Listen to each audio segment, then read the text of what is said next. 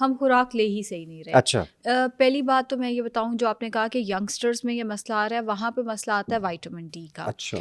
इस मामले में हम अपने बड़ों से अच्छे हैं। इस बात का हम्म। मतलब ये है कि बड़ों में इस चीज़ की अनफॉर्चुनेटली अवेयरनेस नहीं थी कि विटामिन डी हम सूरज से अब्जॉर्ब नहीं कर सकते। एक्चुअली तब हम इतने डेवलप्ड ही नहीं थे, हम अपनी जंगें लड़ रहे थे जब ये बातें आ रही थी।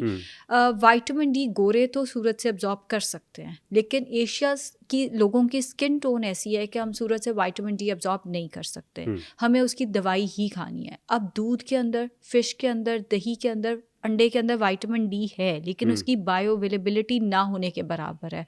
यानी हमारी खुराक के अंदर जिन सोर्सेज के अंदर विटामिन डी है वो नाकाफ़ी है हमारे लिए।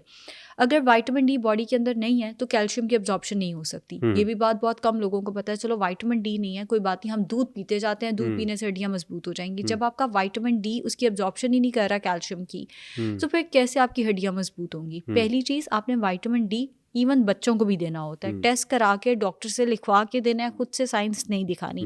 जो हम बड़े हैं, हमें चलो हम वैसे बेशक टेस्ट ना कराएं, लेकिन हमें भी विटामिन डी टेस्ट करा लें तो ज़्यादा बेहतर है।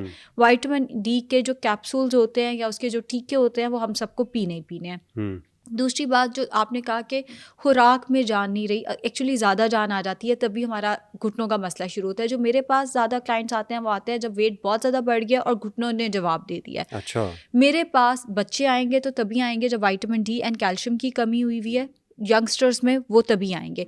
बड़े तब आएंगे घुटनों के मसले लेकर जब उनका वेट बहुत ज़्यादा है और घुटनों ने जवाब दिया। आप कभी भी देखें, जो घुटनों के मरीज़ होते हैं ज़्यादातर उनका वेट ज़्यादा ही होता है, बिकॉज घुटने भी कितना वज़न आपका उठा पाएंगे।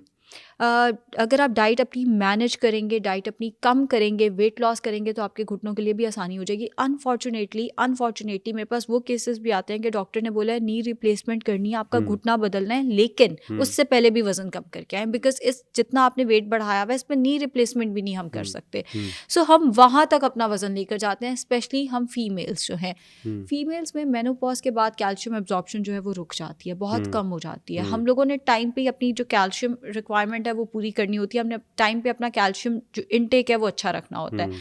उस टाइम में ऑब्वियसली मैं भी मानती हूँ कि हम सबको ख्याल ही नहीं आता, ध्यान ही नहीं आता। हम सोचते हैं कल से ध्यान रखेंगे, कल से दूध दही का इस्तेमाल करेंगे, कल से कैल्शियम का कोई सप्लीमेंट ले लेंगे या कल से विटामिन डी, और उसकी वजह से हमारी हड्डियाँ खोखली हो जाती हैं। ऑस्टियोप्रोसिस फीमेल्स में इसीलिए ज़्यादा है। एक दफ़ा फिर ये मसाइल शुरू होते हैं, फिर वो एक के बाद दूसरा मसला और दूसरे के साथ तीसरा मसला आ जाता है। अब इसमें कौन सी चीज़ें हेल्प कर सकती हैं? सबसे पहले तो विटामिन डी, उसके साथ कैल्शियम एंड मैग्नीशियम नट्स के अंदर मौजूद होता है। वैसे भी जो बादाम काजू वगैरह होते हैं वो कैल्शियम का ऑल्टरनेटिव सोर्स है। अभी हमने पिछले पॉडकास्ट में कुछ अर्सा पहले हमने बात की थी लैक्टोज इंटॉलरेंस की। जो लोग दूध नहीं पी सकते वो दही खाएं, और जो दही या दूध से रिलेटेड कोई भी चीज़ नहीं खा सकते वो नट्स का इस्तेमाल करें या सीड्स का इस्तेमाल करें। चिया सीड्स का इस्तेमाल कर सकते हैं, पम्पकिन हो सकता है, तुखमलंगा हो सकता है जिसे बेसल सीड्स कहते हैं, और जो नट्स हैं बादाम काजू पिस्ता अखरोट या कोकोनट वगैरह वो कैल्शियम का अल्टरनेटिव सोर्स हैं। तो डाइट में ये चीज़ें आपकी ज़रूर होनी चाहिए। फीमेल्स को चाहिए कि वो अलसी का इस्तेमाल हाफ टी स्पून अलसी दादर करके डेली बेसिस पे ज़रूर इस्तेमाल करें। हाँ, अगर आपकी फैमिली में कैंसर की हिस्ट्री है, ब्रेस्ट कैंसर की हिस्ट्री है, तो आप ये इस्तेमाल ना करें। आप पहले अपना कैल्शियम का टेस्ट कराएं। अगर कैल्शियम ठीक है तो फिर आप ये इस्तेमाल ना करें। अगर आपके डाइट में अगर आपके टेस्ट में कैल्शियम कम आया तो फिर आप अलसी की बजाय अब बाकी सीड्स, कोई ऐसा सीड जो एस्ट्रोजन ज़्यादा नहीं बढ़ाता उनका इस्तेमाल करें। जहाँ तक बात है कि डाइट में कौन सी चीज़ें इसको बेहतर कर देती हैं घुटने की दर्द को, हम जानते हैं दूध दही का इस्तेमाल। अच्छा, यहाँ पे एक बड़ा मसला आता है जी, दही खाने से हमारे तो जी जोड़ ठंडे हो जाते हैं, हमें ठंड लग जाती है, उससे तो हमारे जोड़ों में दर्द शुरू हो जाती है। ये बिल्कुल मिथ है। हम ना साइंस भी ऐसी इस्तेमाल करते हैं, देसी साइंस इस्तेमाल करते हैं। बहरहाल अगर दही आपको सूट नहीं करता आप चीज़ का इस्तेमाल कर लें। लो फैट करना है लेकिन आप चीज़ का इस्तेमाल कर लें।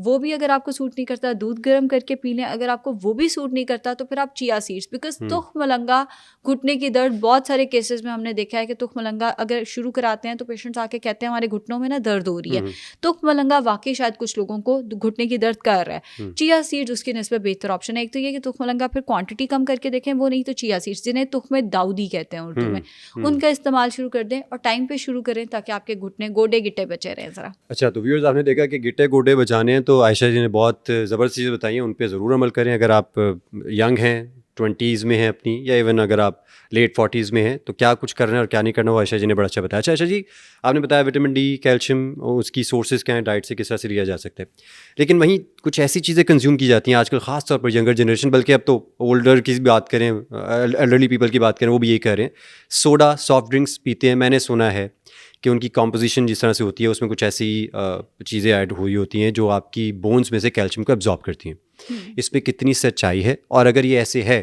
तो फिर ये कितना नुकसानदेह है?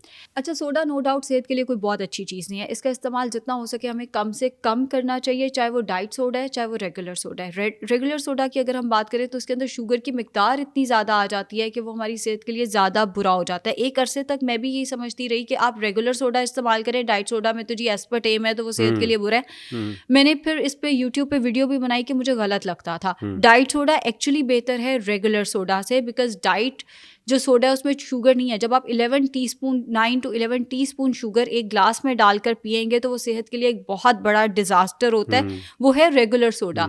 अब अगर हम बात करें कि क्या डाइट सोडा अच्छा है, तो वो भी बुरा है। जब हम इसको पीते हैं तो एकदम हमारी बॉडी के अंदर से कैल्शियम आता है उसको एसिडिक नेचर को उसके अल्कलाइन करने के लिए, जो कि ज़ाहिर है फिर कैल्शियम की कमी की बड़ी वजह बन जाता है। डेफिनेटली वो यंगस्टर्स जो सोडा का इस्तेमाल ज़रूरत से ज़्यादा करते हैं, उनको गोडे गिट्टों का मसला भी कहीं ना कहीं ज़्यादा आ रहा होता है। लेकिन अगर आप सोडा का इस्तेमाल नहीं रोक सकते, बहुत सारे लोग नहीं रोक सकते, भाई अगर हम यहाँ बैठ के कहें जी सोडा का इस्तेमाल छोड़ दें, लोगों ने हंसना है हम पे कि भाई हमसे तो नहीं छोड़ा जाता। एक दफ़ा आई एम सॉरी, ये बात शायद पता नहीं बताने वाली भी है कि नहीं, एक दफ़ा मैंने एक पेशेंट को कहा कि आपने बियर का इस्तेमाल छोड़ना है, तो वो अगली दफ़ा आते हुए ना बियर का कैन ही ले आया मेरे लिए। उसने कहा एक दफ़ा पी के देखें छोड़ी जाती है कि नहीं छोड़ी। अल्लाह माफ़ करे, देखें ज़रा, अल्लाह माफ़ करे। बहरहाल तो सोडास की भी लोगों को इसी तरह से एडिक्शन हुई होती है। अगर आप सोडा को हिम्मत से कम करना चाहें, जैसे आप सिगरेट को कम करते हैं, इसी तरह आप सोडा को भी कम कर सकते हैं। पहला ये करें कि आप ग्लास के अंदर ज़्यादा सारे आइस क्यूब्स डालें, उसके अंदर आप सोडा डालें। इससे ये होगा कि जहाँ आपने पूरा ग्लास भर के सोडा का लेना था, अब आपने उसके अंदर वाटर एडिशन होगी। एग्जैक्टली, और वो आपको उतना ही वाव फैक्टर देता है। ठंडी बोतल आपको उतना ही वाव फैक्टर, डोपामाइन इफेक्ट उतना ही आएगा जितना आपको रेगुलर बोतल पी के आना था। तो इससे आहिस्ता आहिस्ता आप इसको टेपर ऑफ कर सकते हैं। जब मैंने अपनी, ऑब्वियसली यूथ में हम सबको आदत होती है, जब मैंने अपनी कोक की या सोडा की एडिक्शन छोड़ी थी, तो मैंने ये किया था, मैं अपने खाने के साथ उसको रखती नहीं थी, और खाना मैं खाती थी टीवी लाउंज पे बैठ के। अब टीवी लाउंज से किचन तक जाना मुझे एक काम लगता होता था, खाना छोड़ के बीच में जाना। तो फिर मैंने वो पीना आहिस्ता आहिस्ता छोड़ दी, और अगर बहुत दिल करता था तो खाने के एंड पे एक घूंट पी लेती थी। इवेंचुअली वो आदत मेरी खत्म हो गई। सो कहीं ना कहीं आपको हिम्मत और मोटिवेशन करनी है। अगर वो भी नहीं होता, यंगस्टर से नहीं होता, तो कोई बात नहीं, फिर आप यूँ करें दूध का इस्तेमाल बढ़ाएं। अगर आप दिन में 1 ग्लास बोतल का पी रहे हैं तो 3 ग्लास उसके अगेंस्ट दूध का भी पिएं। अब उससे क्या होगा, वेट बढ़ने लग जाएगा। तो वेट भी मैनेज करें, कैलोरीज भी मैनेज करें, या फिर सोडा की अपनी कंजम्पशन जो है वो छोड़ें। अच्छा, यहाँ पर अपने व्यूअर्स के लिए बात ज़रूर करूँगा, जिस आयशा जी ने भी बताया कि एक जो आप सोडा का ग्लास पीते हैं वो इस तरह से ही है। उसको अगर आप इसके मुतरादिफ कहें कि एक ग्लास में या एक कप में हाफ कप चीनी हो, मतलब 10 चम्मच चीनी आप एक ही तरह से अपने पेट में उतारें। अब लोग कई बार ये एतराज़ भी करते हैं कि जी प्रीच करना आसान है, कहना नसीहत करना आसान है, लेकिन ख़ुद भी करके दिखाएं। तो सिर्फ व्यूअर्स की इन्फॉर्मेशन के लिए मैं बता रहा हूँ, जस्ट टू मोटिवेट जो भी सुन रहा है इसको, कि मैं ख़ुद तकरीबन 10 साल मैं भी इसी सोडा का एडिक्ट भी रहा, और रात को भी 4 से 5, 6 से 7 कैंस पी रहा हूँ, दिन में भी इसी तरह पी रहा हूँ। हाफ लीटर हो गया। यूनिवर्सिटी में तो हजम ही नहीं होता था, कुछ भी खा रहे हैं तो लंच में भी, और खाई जा रहे हैं, पिए जा रहे हैं इस तरह की सॉफ्ट ड्रिंक्स।